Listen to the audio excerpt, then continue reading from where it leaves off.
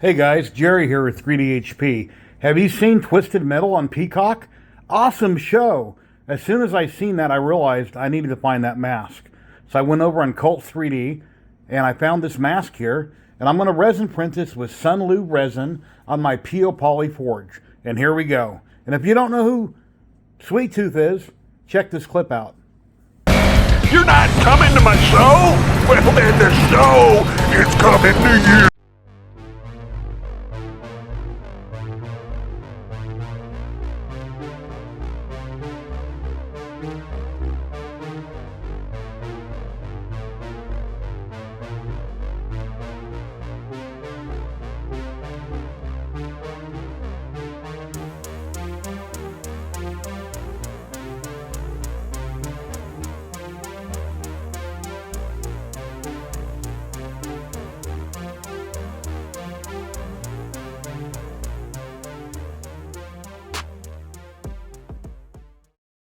You're not coming to my show? You better like and subscribe, or I'm going to be coming for you.